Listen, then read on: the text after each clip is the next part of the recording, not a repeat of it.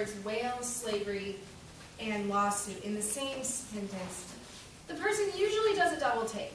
At least that's what I did when I heard about PETA's lawsuit against SeaWorld about the enslavement of their 5 orcas, which are killer whales. The February 6, 2012 edition of St. Joseph's News stated that PETA filed a complaint in October on how SeaWorld was enslaving their whales that are used for performing. I was intrigued by this, so I looked into other recent newspaper articles to find the different opinions that people have on this issue. There have been both negative and humorous responses I have found. First, in this speech, I will describe what the lawsuit that PETA had is actually about. Second, I will tell you the results of this case. And third, I will give you the opinions of several different members of the community from the entire time the case took place. There are 2 sides to this lawsuit. First, there's the side of PETA.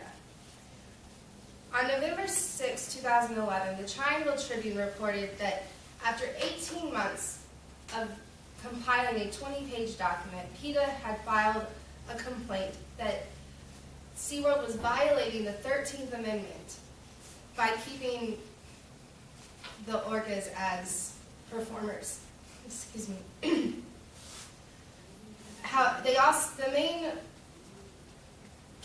The main part of their case was that the 13th Amendment does not specifically say that humans are victims, according to the Charleston Daily Mail on October 26, 2011. However, SeaWorld responded by saying that keeping mammals was perfectly legal because they've been accredited by the Association of Zoos and Aquariums and the Alliance of Marine Mammals, Parks, and Aquariums, according to the St. Joseph's article on February 6, 2012. Now, since the complaint was filed in October and the case was heard in February, the results came out on February 8th or 9th.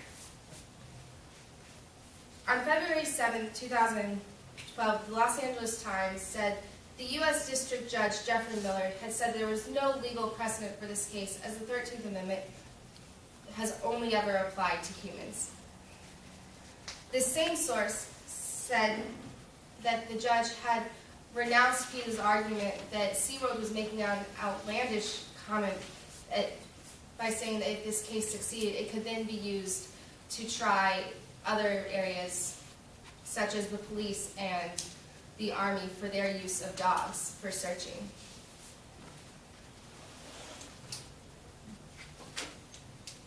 The opinions on this case have been abundant. They've ranged from outlandish opinions that are unrealistic to ones that really look into the case.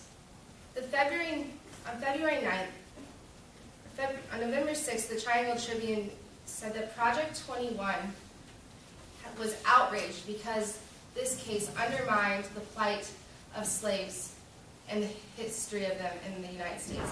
However, they also saw humor in this because their spokesperson, Akbar Shabazz, said, I quote, "Free Willy would likely find PETA's lawsuit comical." The Spartanburg Herald on February 9, 2012 also said that if this case had succeeded, the argument could be used against any animal, such as your own dog or cat.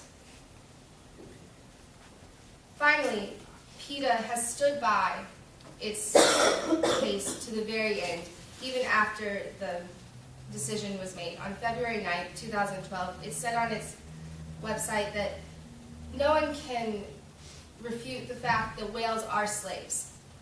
And even though the case was dismissed, it was still a landmark case for the rights of animals. Now, the extent of my knowledge before this might have been the Daily Show's attempt to sue PETA for their own lawsuit.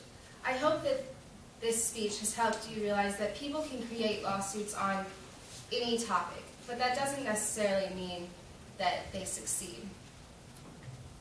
Even though at this time, PETA has not been able to be successful in saying that whales are slaves, we don't know what will happen in the future.